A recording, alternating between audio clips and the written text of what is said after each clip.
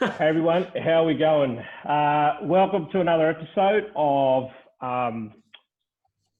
Decolonise Nation, where we are here to change your minds, your perspectives on our history. We love to talk about the Aboriginal elephant in Australia's historical living room. That's who we are. I'm here today with our co-host, Scotty Wilson. How you doing, bro? I am so deadly, Benny, and I'm so keen and I'm so ready to go on this journey today with our guest speaker, which we'll introduce now, but I am ready to go and I'm so ready to get this journey on the road. Awesome, brother. And we have, as a special guest here today, Brad Dungy. How you doing, my man? Very good, brother. Very good. Hey, good to be a part of the show. Yeah. we're really pumped to have you here, man. Really pumped to have you here. Thanks for having us, brother. That's good, man. Look, first question off the shoot, which we ask anyone, which is more of a custom, more of a tradition, more of our way of doing things. Who's your mob brother? Where you from? So that all of our listeners can know what's up. Yeah, so I'm from Kempsey. That's where my family comes from, the north coast of New South Wales. And I grew up in Port Macquarie, but yeah, my mob, the Dungay family, Dungay mob, comes from Burnt Bridge Mission in Kempsey there. Yeah, wow. Come on. I've been up on that country, man. Beautiful country. Awesome, brother. It's good to have you here. I guess it's been a massive, from a social point of view, it's been a massive couple of months, I think, for yourself and your family. But a lot of our viewers may not know who you are, your family, and so forth, and what's happened there, and especially around your family's fight for equality and justice around, Indigenous deaths in custody. Brother, do you mind sharing with us your story, your family story? Yeah, for sure. So, first of all, this fight has been going on for about 5 years now. Yeah, wow. One of my, the Dungay family, we lost one of my uncles and a brother and a son to our family. Also, his name was David Dungay, David Dungay Jr. So he passed away in 2015 in Long Bay Jail at the hands of correctional officers. How the story goes is, he was 2 weeks. It was 2 weeks to be released. He only had 2 weeks to go, and what happened was he was having a sugar low because he was a diabetic, and he was in his cell, and that there's actual footage of it. It's pretty viral. It was pretty viral at the time when it happened. It's been all over media. You probably have heard about it. But yeah, it's a pretty graphic story, and it's a pretty graphic video.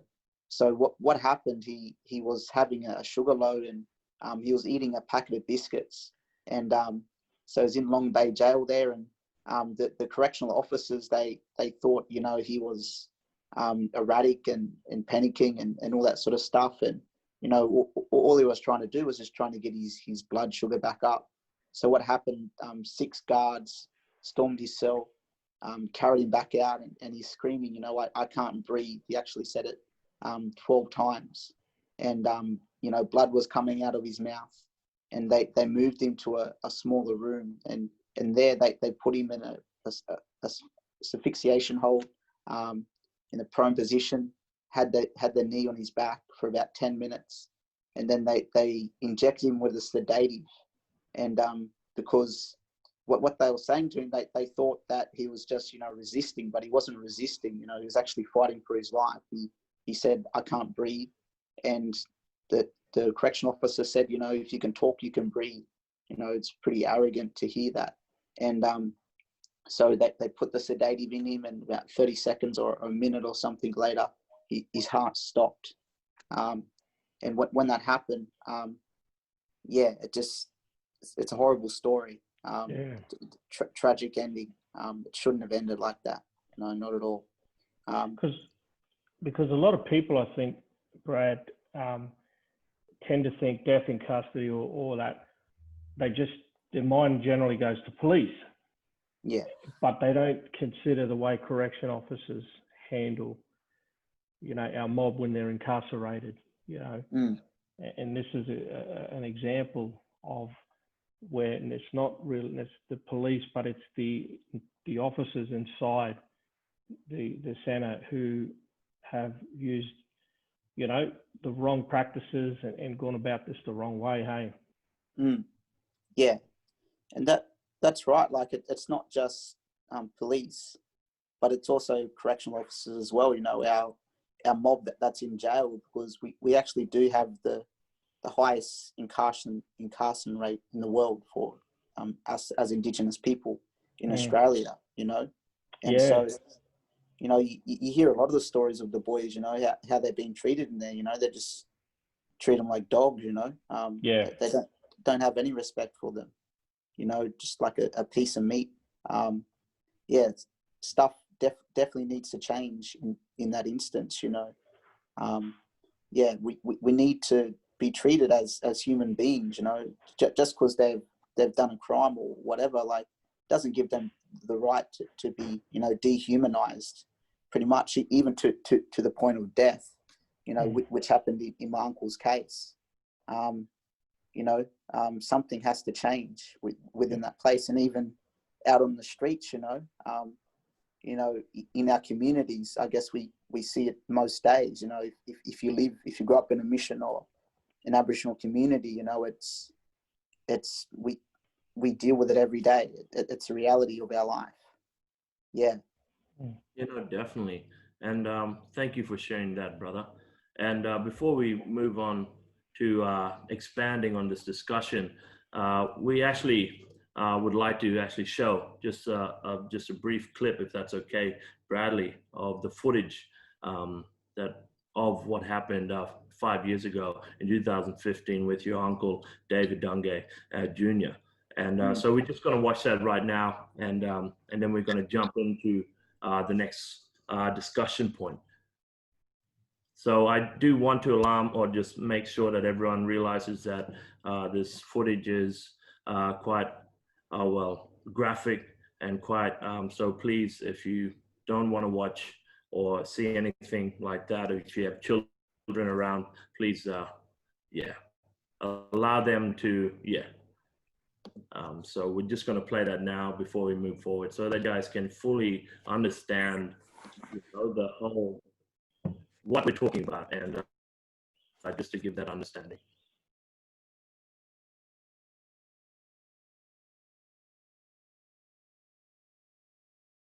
This is the immediate action team. I want you to do a cell move on here right now. What I want you to do is come to the door, place your hands through the door. You're going to be handcuffed and move to another cell. Fail to comply with any of my directions may result in the use of force. Do you understand? I'll give you 1 minute to comply with my directions.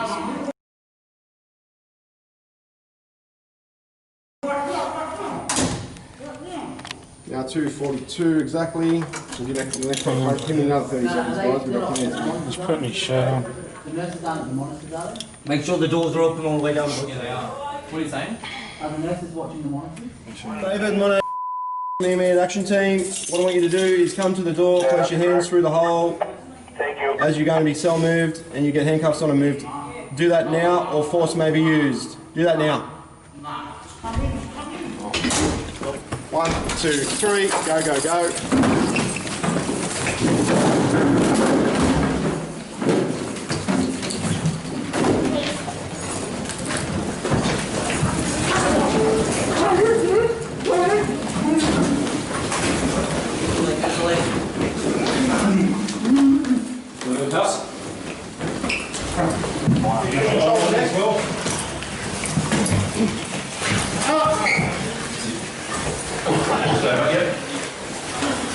I can't breathe, please!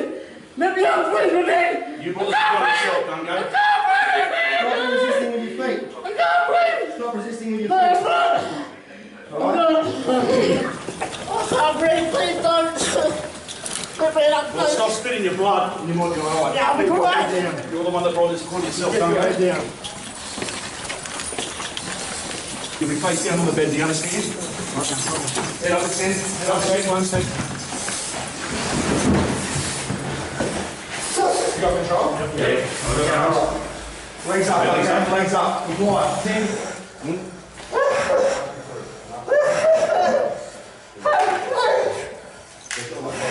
Just comply with the directions, Dungay. You're going to get a medal now.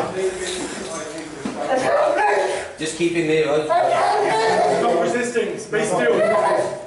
Stop resisting, Dungay. Stop resisting.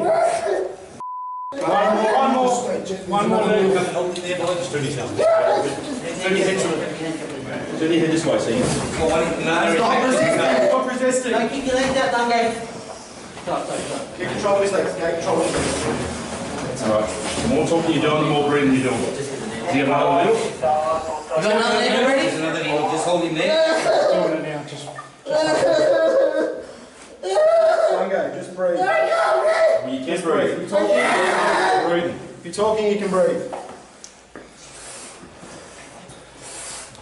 Alright, you breathing alright?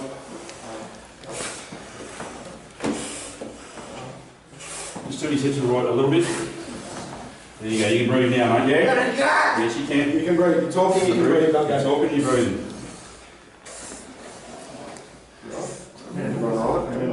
Yep. Just Alright, hold is there any more jabs? They're getting Yeah, one one to more. come. One They're more. getting it ready. Draw it up, arms coming down. Please control. Steve, is he safe still or not? Say something. Yeah. So modesty again? Yeah. Get a modesty go. Get a 911. Modesty go. Office? Not Māori tool or normal? Yeah, yeah. 911. Just cut his clothes off. Just be still. Dungay, just comply with all the directions. We'll be out of the cell. Have the night to yourself.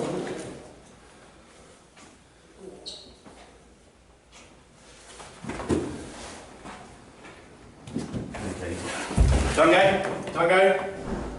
I feel, Brad, you've touched on it a bit, and we've been hearing a lot of things in the media at the moment, like Chris Rock talks about bad apples. Is it just bad apples in this law enforcement, or is it much deeper in terms of, is it more systematic?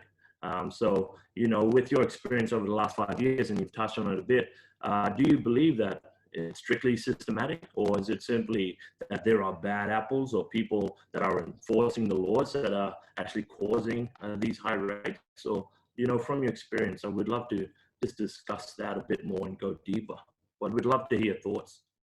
Yeah, well, I don't think there's really like one straight answer for that, but from my opinion, you know, I think it's both. You know, it's very systematic. You know, it's ingrained. You know, we have this construct of, you know, colonization. You know, of our people, of where we come from. You know, and we was, you know, oppressed and put on to missions under, you know, and under missionaries and Aboriginal protection boards, and, you know, not even treated as, you know, people not even recognised in the Constitution, but seen as fauna and flora, as animals, you know, and we're still not recognised, you know, even today.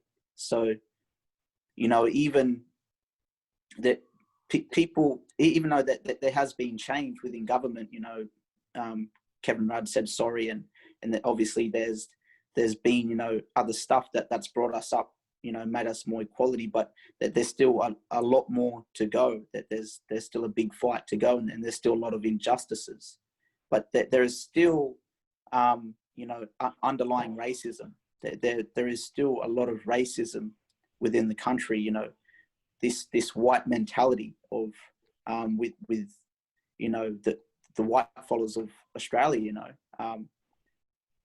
know, you can see it, like, I don't have to name names, but, you know, it's everywhere we go, you know, even just subtly, you know, just like stereotypes, or if you're hanging out, if you have white mates, you know, they might make a remark or say something that's, you know, can be pretty offensive, but to them, they just think it's okay, but really it's actual, you know, low level racism.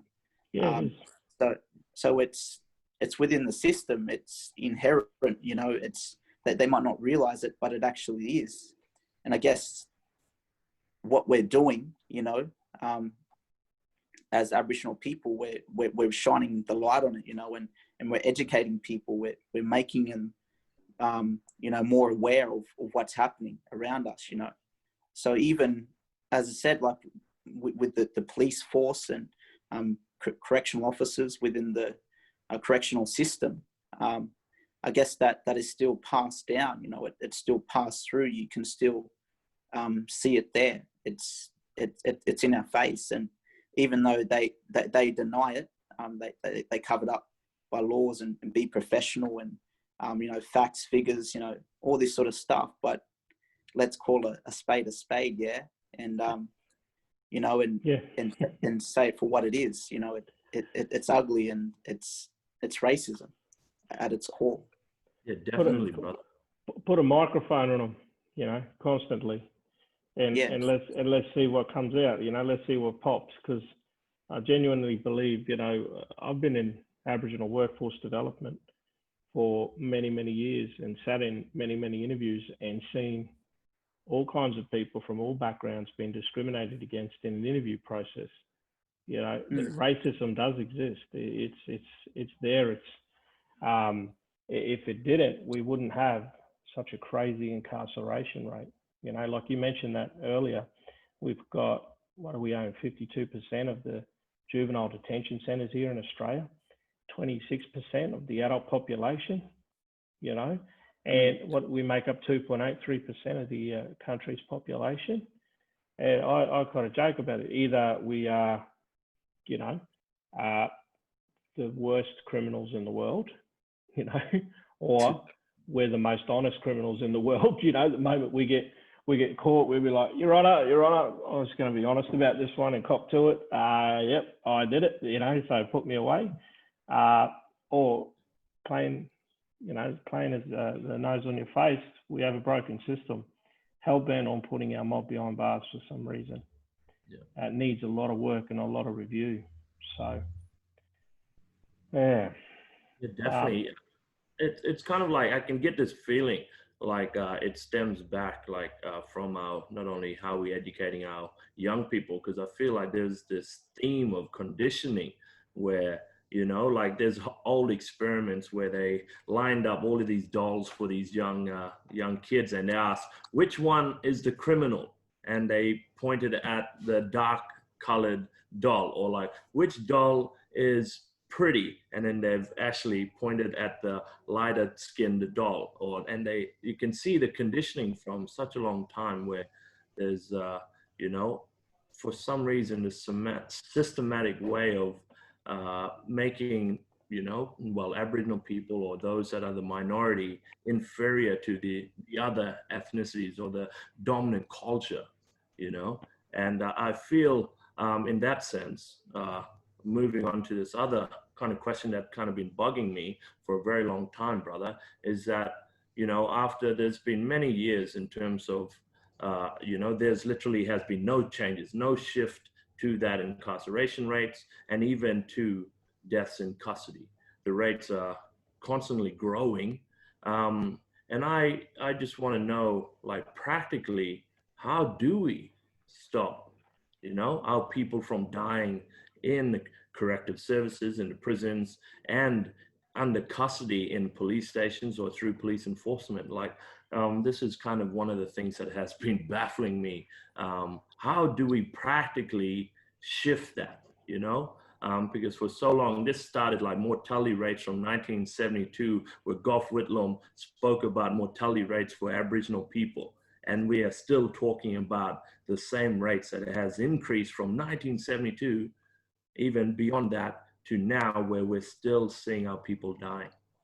You know, do you have any kind of perspective on that in terms of if, like, law enforcement or the people watching or listening to us right now, in terms of how do we guide, or even the way in which we go about abolishing these rates forever, where no one dies again?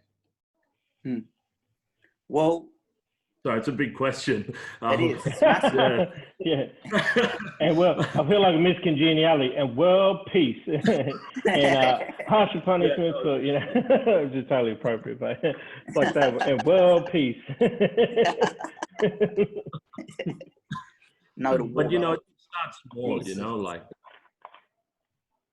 Yeah. So, like, obviously, I don't have all the answers. But I think, you know, what it is, like, we have to you know, it's an attitude of our heart, you know. So I think it starts in the heart of people. So, you know, people have to change the way that they think, change the way that they, you know, perceive things. Like, as we said, you know, it's taught, it's ingrained in this nation. So I guess it's ripping that out, you know, and it's trying to remove that. And I know, you know, things aren't ever going to be perfect. You know, people are still going to die and all this sort of stuff. But of course, we can definitely, you know, reduce it and, you know, try and stop things from happening. You know, we have to try, and we have to keep on fighting, you know. But yeah, I think it's it's educating people, and people having compassion, you know, and love for one another, you know. If there's no love, you know, it's just cold, you know. And even when I do speak to, you know, other non-Indigenous people around, you know, and I talk to them about, you know, what's happened with my family or about Indigenous issues, you know, that they can empathize and sympathize and this sort of stuff. But really, they're not really, you know, having action and not really trying to do something themselves.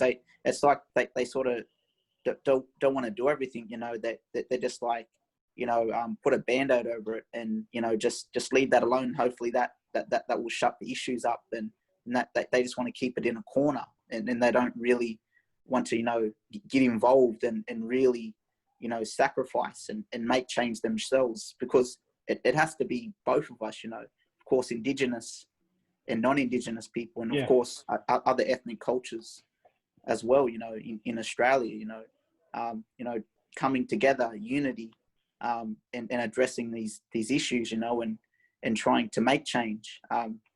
Obviously, it comes from the top down, with governments and politicians and policymakers and lawmakers, you know.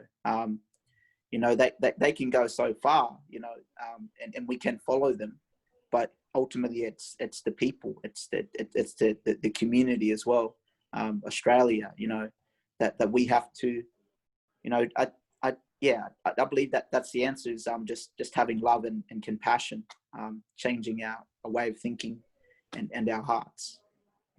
Absolutely.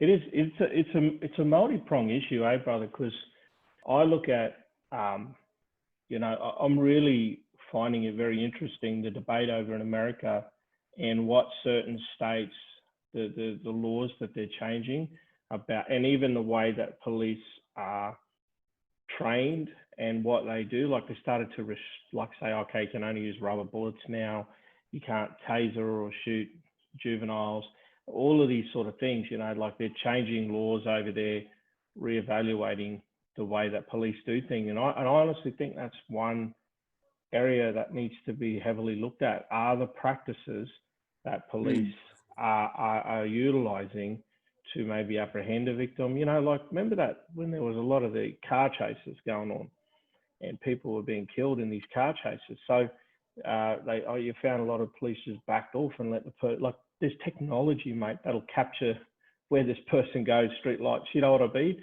Like, why risk a high-speed car chase and kill people in death and life in a high-speed car chase when you can just track down the individual by other means? So what I'm saying is reevaluating the way they do things and tactics. I think that needs to happen from the top, and everybody has a role to play in that. I think we need to continually put pressure on, you know, the chief and people up at the top to review the way that police and correctional officers are handling our guys. Like, I looked at that video of your uncle.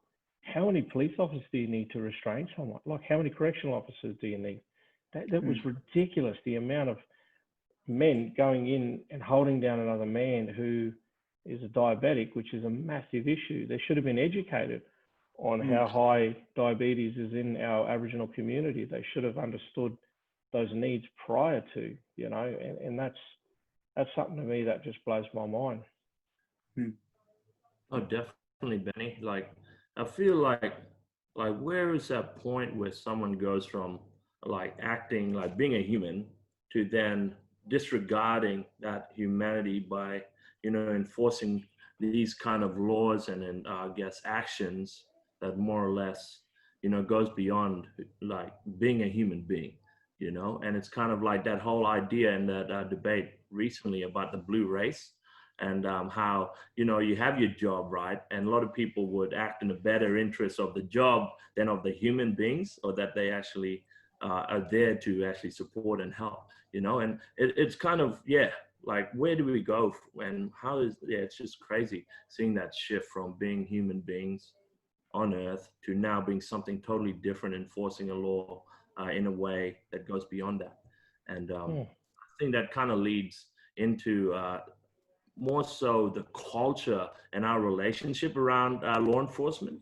And I wanted to ask you, brother, is literally from a young person, to give that perspective, and I think this perspective would be so important hearing across Australia right now, is literally what was that experience growing up as a young Aboriginal person, in community, on country, and your experience, from day dot, like with, police officers, law enforcement, was there a lack of all these different things? Because we want to see, how can we shift that culture now after all that is currently happening and is happening? What was that, from a young boy? Yeah. So like, my background, like I wasn't always, the perfect child growing up, I used to get into crime and, break in houses and steal cars and that sort of stuff. And so even though that I wasn't, caught for it, I did change my life, and I turned my life around. But that's another story. But, during that time, I guess I was, targeted. I was, harassed by police officers, walking down the street and, and pulled me up. I searched my bag or whatever, and I go, what are you trying to do? Trying to get your fingerprints so we can, charge you or whatever. And even like Port Macquarie is, it's a little bit of a different town to, say Kempsey, for instance. Like all my mob used to live over Kempsey, and I used to go over there, and cousins used to come over Port Macquarie for holidays. It's only a 40-minute drive, so it's not too far between the places. But yeah, if you go to Kempsey, like it's very confronting. The juvenile crime rate is very high. It's really high. I heard something that they have a unit for arsonists, because and a lot of these this unit, their target is like, minors, like 10 to 12-year-olds, lighting fires. And I was like, that's ridiculous. Why do they have a unit just specified, chasing little Aboriginal children? Like, something needs to change there. Maybe that they should put the money elsewhere, trying to educate and to prevent and put programs in place, instead of wasting it employing police officers just to arrest young children. It's ridiculous. As I said, like I didn't grow up in Kempsey personally, but if you spoke to some of the kids there, like they would tell you, like they probably run if they see the police. Like they're scared of the police. They know that they're going to get pulled up. The police ain't just going to drive past them. So yeah, there's definitely even racism there. Like it's so much in your face. And that's crazy, Dave. Like, because I think to myself, and sorry to interrupt, you got kids that like lighting things up. Okay, you don't fight fire with fire. Backburning, we got issues of backburning in our community, where that's been in our culture for a very, very long time. Teach these boys how to use that in a responsible manner, because it's a part of our culture. Get out there and set up clearly the bushfires that we recently had around the Chrissy time shows us that, there's a lot of backburning that needs to happen to keep a lot of communities safe. Take these young fellas out bush and teach them how to utilize this urge, or this whatever they got to do, this rebellious nature. Take them under their wing and show them how to use it responsibly. The fireys keep crying out about, we want more Aboriginal firemen to come into in here and blah blah blah. We'll get them young fellas to teach them and show them the consequences of fire, show them what happens, you know, to families and people, and show them how they can be a part of helping people, not destroying lives. That's when you've got an open heart, you know. When you're racist, let's set up a unit and let's start locking these kids down and driving them into the ground and flipping them and tripping them, and, you know, but look at things from a different perspective, mate. Take their weakness, or what you perceive as a weakness, turn it into a strength, you know. Future firefighters, future fire practitioners there to help keep communities safe by backburning. It's in our culture, brother. You know, definitely. I feel, you know, like the other day I got pulled up by the police, and what for that? Hey, what for that? Nah, go on there, don't give me, bros. Hey, what'd you do there, bros? Hey, my dad didn't pay his rent. Pull that handbrake. Hey, you pull that handbrake too quick. Hey, go on, bud. No, but I think, like, just from that experience, I feel, as you said before, Bradley was talking about how, you know, that culture, that social norm where it's like, when you see the police, you run. Like there is kind of like you're guilty until proven innocent kind of feel, you know? And I was feeling like, this officer comes before and he's like doing like a full on circle, like as if like, I may have a gun in the car or something like that, where he's like already in this defensive stance, where it sets up this experience like, oh my God, like I'm not going to hurt you, I'm not going to do anything. But then the voice comes up and it's so firm, it's so thing where there's a disconnect already. And I was thinking about it, what if like you had an officer come up to you, hey, what up, brother? And shook your hand, you know? And like was actually in that behavioralist sense, like more welcoming, opening. Oh, how's your day today? Oh, you been good? But I've never in my entire experience of police officers like that wasn't, you know, Aboriginal, where there was that kind of connection and a relationship within those moments of getting pulled over. Oh, here, mate, you know, I'm sorry to bother your day, but we need to do breathalyzer today.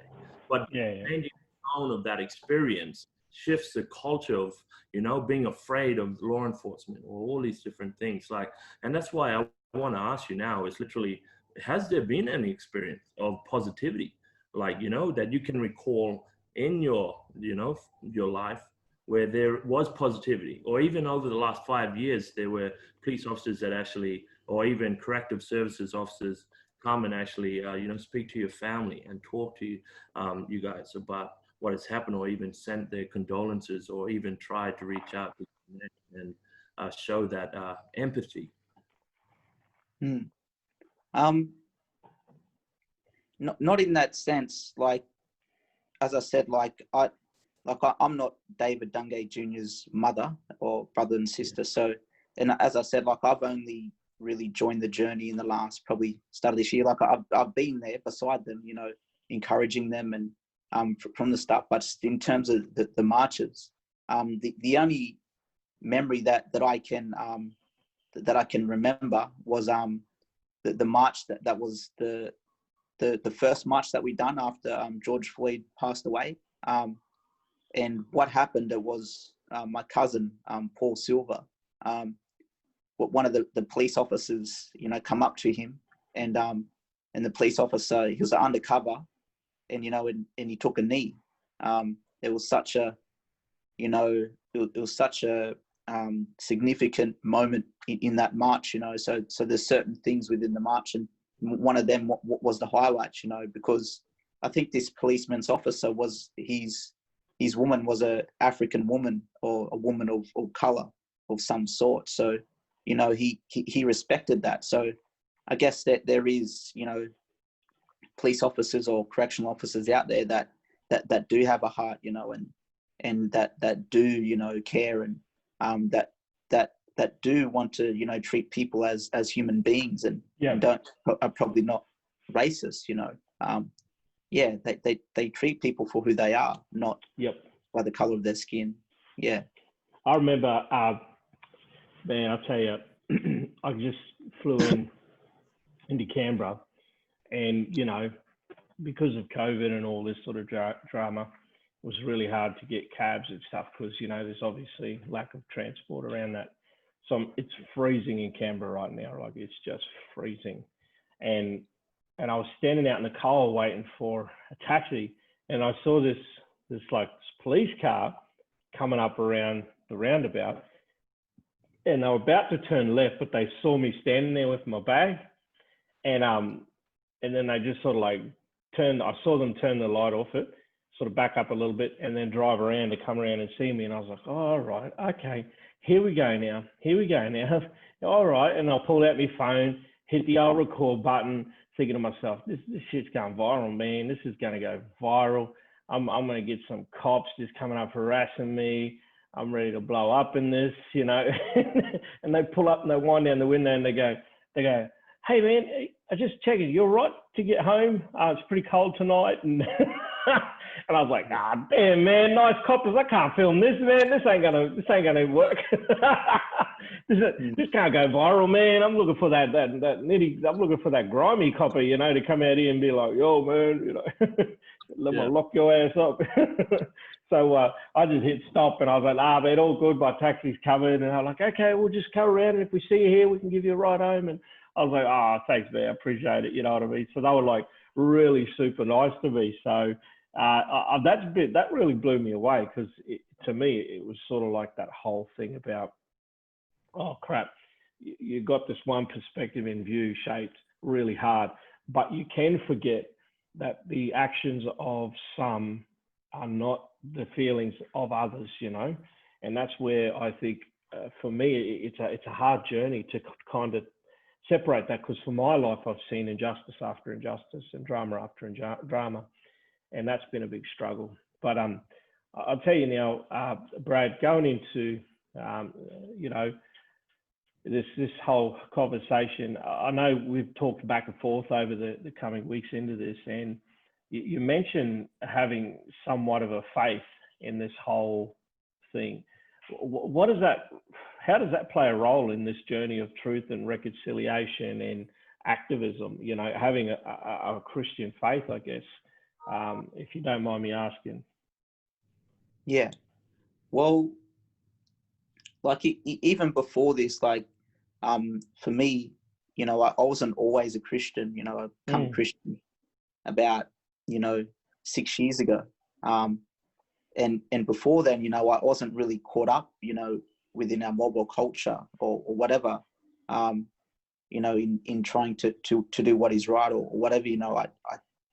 It was only really until I started to, you know, go to church and hang around, you know, these men of God, these Aboriginal men of God, and one of them's Uncle Will Dumas and deadly, Uncle Mike and Uncle Wayne, you know, all these guys, and you know, these are, you know, I hold these guys in high regard in my life, you know, and to see them, you know, to have change and have heart for our community, to want change, and I guess it's sort of just, you know, something that's just happened in my life, that, you know, that what happened to my uncle, that sort of, you know, was a catalyst as well, even for my family, for my auntie Tonna and her kids and stuff. And it's sort of, you know, it's sort of like a calling, you know, like you don't ask for this to happen, but it's sort of, it's just happened. And she's my auntie Tonna, she's been put at that place to, you know, to be a voice and to have change and to be able to march. And so, like, even for me, like as a Christian, yeah, it has definitely sculpted, you know, my perspectives in how I look at things and you know, perceive things, and because it changes a person. It changed me from where I was before and where I am now, and even having a passion for, you know, Indigenous people, my own people, you know, because I see the injustices, I see the issues, you know, and I do want change, you know. I want to help, I want to try and do something, you know. So yeah, it does complement it, you know, because this is probably a long conversation, but get into it, brother.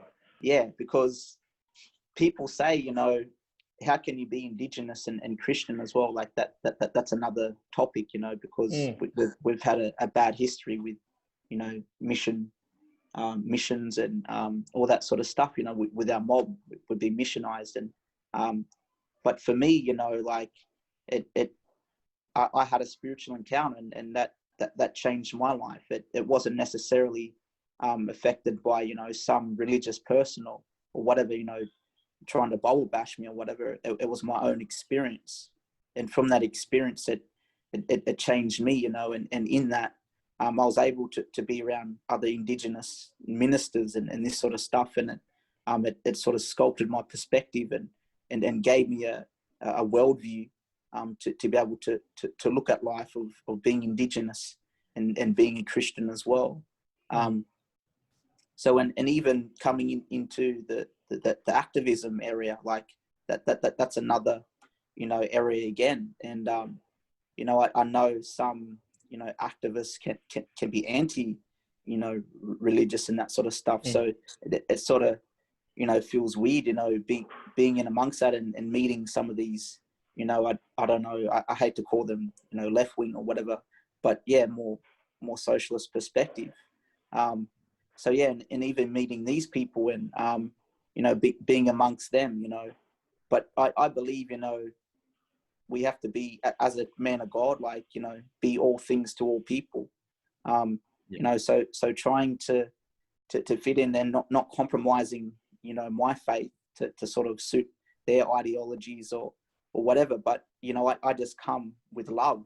I just come and want to serve and support and and make change, because I'm about justice as well. And I believe the God that I serve is a God of justice as well. And he wants justice. He doesn't want people lording it over each other, or people killing one another. Just he wants us to be in unity. He wants us to be in oneness, and that's my aim. And even marching with my auntie and then all these other followers. I'm there as representing God and my culture, and also justice. So yeah, I don't like to sort of get in debates and say what is wrong, what is right, but I think at the end of the day, I think we're all trying to claim, trying to do what is right, and that's have justice. And in this particular matter, it's Black Lives Matter, and that's the fight, and that's the aim. And I guess I can still do that as a man of God, and there's even people within our history, David Unipen, what is it, George, no, what's his name, Douglas, he was the first probably in South Australia, but he was a Sir Douglas Nichols. He was the first what is it, not premier or whatever in South Australia or something, but he was a man of God, so even what's his name, he was talking about Golf Whitlam with Golf Whitlam, yeah.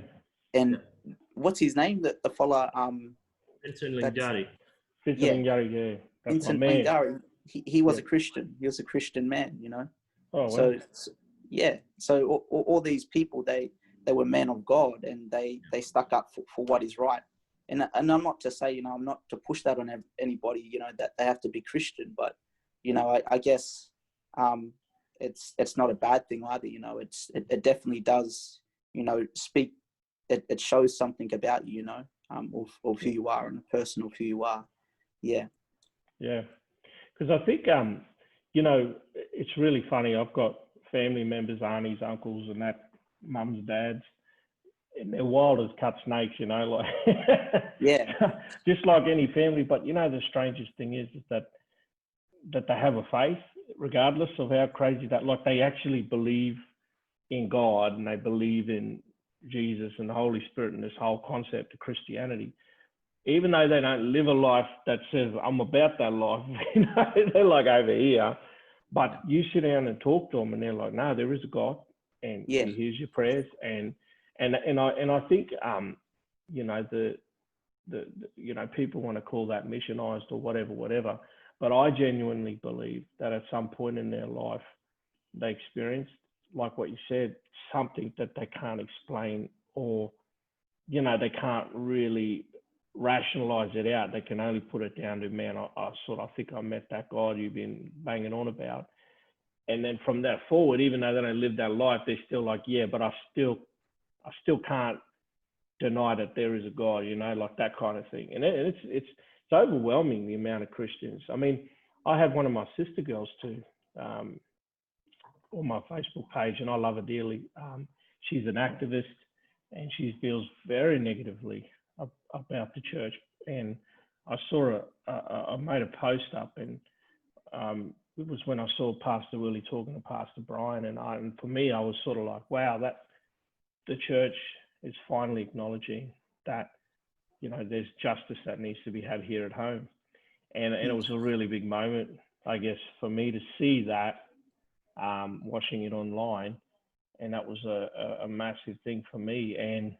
But then, you know, my sister girl gets on, and she's just like, you know, Black, you know, Aboriginal culture and white church do not mix, you know, until the church acknowledges their wrongfulness and to a degree, she has a really strong point that the relationship between our people and church has been choppy, man. It's a lot of hurt there. So, you know, I just simply said, "Oh, mad love for you, sis," because I love it when our mob get on and they struggle with things and they just put it out there and this is it, bang. And that for me is it, you know. But we could still go back and just be like, "Hey, love you too, yeah, no worries," you know, like that to me is where it's at. But you know, what do you think on that much, Brad? You know, that there is a history there between us and church and institutionalized sort of that stuff.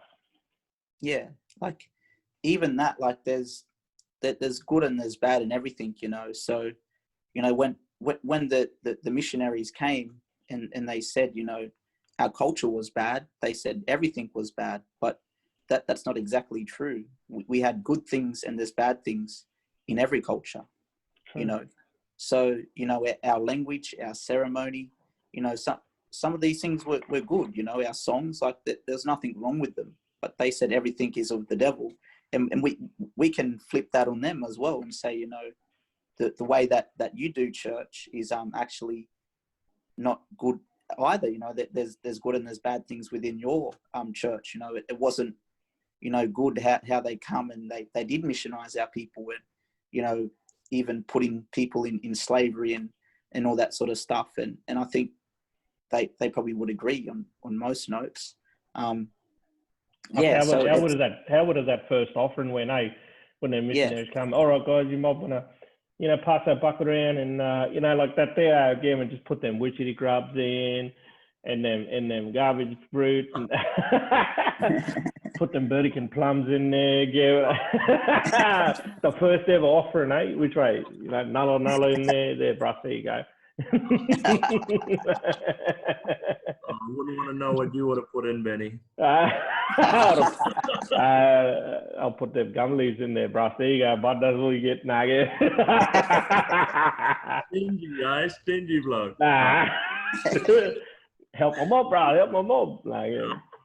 But, Brad, I was actually just picking up, you know, this theme, you know, around faith, you know, and we had a conversation before and around like protesting, and literally the fact of the matter is there's a lot of stereotypes, stigma that are around about protesting, or even events like Yabin and things like that, where non-Aboriginal people think, I can't attend those things, or I can't do those things. And so we spoke about it before in terms of destigmatizing what these protests are, from like acting based on hatred or protesting for hatred, but protesting using that faith, you know? And like you said, your uncles or families, you know, in terms of talking about that peaceful protests. And if you can talk through that and kind of what protesting actually means in the sense of your experience, and destigmatizing the current perspectives placed on protesting. Yeah, so protest is a legal thing. Yeah, it's within our rights to be able to protest, you know. So, you know, people are looking at these people and looking at them like as, you know, rebellious or whatever, you know. But it's not true, you know. We have the right to be able to do it within our legal right. So, you know, and to be able to voice change and to be able to cause change, and it has, like in the past, it has been effective, you know. It does get the attention of governments and people in power. So, you know, I think it is a good thing. And there obviously is, you know, people out there that can be fueled by anger or hate. And, you know, I'm not judging anybody, you know. You know, a person, I guess, has a right to be angry and that sort of stuff of what's been happening. But yeah, so a lot of our marches that we've been doing have been non-violent, you know, and we have not been encouraging violence at all. Like, yeah, even I saw that. That was awesome. Saw that Yeah. right up in Facebook. You know, you have come out one your mob there reckon this is a non-violent protest, and it sounded like a real black fella too. Reckon you mob going to start trouble, just stay at home. I busted out laughing when I read it like that. That was good. Yeah. Sorry, bro, keep punching.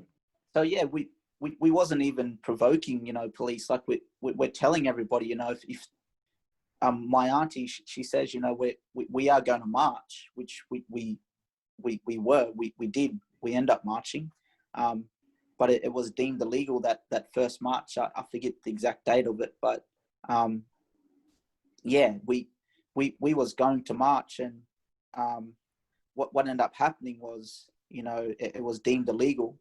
But at that moment, when we was meeting at the Domain, at the town hall in Sydney, you know, there was lawyers and barristers in court, the Supreme Court, fighting, you know, against that action. And yeah, it got overthrown, and we was allowed to march. So that was like a victory in itself. So yeah, 20,000+ people, Yeah. you know, marched on the street of Sydney. And that was such a powerful and historical event, even to be a part of that, you know. Very significant. But yeah, like when we was, if we were still going to march, even though that it was legal. But if the police said to us that this is what our instructions was from the organisers, it was like, if the police tell you, you know, to go back, you know, we was going to turn around and go back. We was going to, you know, maybe take a step, but if they told us to go back, we wasn't going to provoke them, because we didn't want anybody getting hurt. You know, we sort of just wanted to make a name. We wanted to, you know, show these followers, you know, that we are within our right, but also we are not going to provoke. But it turned out it worked out for everyone that day anyway. So, yeah. Awesome, brother. Yeah. Brad, we got to wrap the show up, brother. We're just so happy. I mean, I've got one last question to ask you on your way out. It's probably the biggest one. You know, there's a lot of listeners out there, people who are passionate, who want to get involved. And my first question, it's a big question, but firstly, what would you say to them? Second of all, to correctional officers and police officers out there, what would you say to them, you know? Yeah. You know, and what advice would you give them as an Aboriginal activist and as a man of God? Yeah. So as for me, you know, I would say, you know, do your education, do your research, you know, educate yourself about the issues, about, you know, what's happening within, you know, our country, Australia, within our nation, you know. Make effort to go and, you know, speak to an Indigenous person, to get to know an Indigenous person. Even try and support a Indigenous person that has lost someone in custody or whatever, you know. That's what I would say, you know. Try and reach out to that person and show them that you care, and that show them your love and your support. Also, you know, it takes sacrifice, you know, to make change. You know, everything does take sacrifice, you know. So I believe, you know, as a country, as a nation, you know, we need to be willing to give up, you know, something to be able to have some sort of change. And even though that it's not easy, you know, we if we want change, it's going to cost us, you know. And as I said, like I don't have all the answers. I'm not no politician, and I'm not no, you know, policy writer or law writer. But yeah, I just think at the end of the day, just showing someone, you know, love, and just trying to build equality, and yeah, just embracing us as a people, you know, treating us as equals, you know, and not trying to oppress us and forget whatever's, you know, happened in the past, or whatever you've been told about Indigenous people. Like we need to forget that and move forward, you know, as a people, you know, move forward in unity, move forward together. Yeah. Very good, brother. And to our correctional officers and police officers out there listening, what would you say to them, brother? I would say, you know, this is a tough one, you know. I've never thought about this one, but you know, just as I said, you know, treat our people with some dignity and respect, you know. You know, love our people, embrace our people, you know. Don't treat them, you know, like they're lesser. Treat them as an equal, as a person, because you know that we're all people. Just because you wear a badge or whatever, you think that you're above. It's not that you're above. You know, we, at the end of the day, you know, we are still human beings, and we have the respect. We deserve the respect to treat one another equally. Yeah. Awesome, brother. Thank you, Bradley. Absolutely brilliant. And you're welcome, boys. So, my brother. All good. Yeah, all good. Yeah, all good. Well, that's Decolonise Nation, and you've heard it from us. And listening to Bradley today has literally, we can take all of the points in terms of understanding that, you know, do the research, be educated. But also with that last point is that we are all humans, and we're all here to support each other and make sure that every human being on earth experiences equality in every possible aspect of life. And so in saying that, this is Decolonise Nation. We want to say thank you to Brad. Thank you to everyone out there right now listening to us. And I hope that you've come on this journey in terms of decolonizing those thinking, those perspectives, and even took the time to be challenged in terms of what we discussed today, and came on that journey to really understanding this movement we're in now, the shift, the feeling in the winds, where everything is about to change in terms of how we provide equality to our people. And so thank you, everyone. Tune in, stay connected, stay deadly, and follow us on Decolonise Nation on Spotify, Instagram, Facebook, and also thank you so much. Cheers, brother. Bless, man.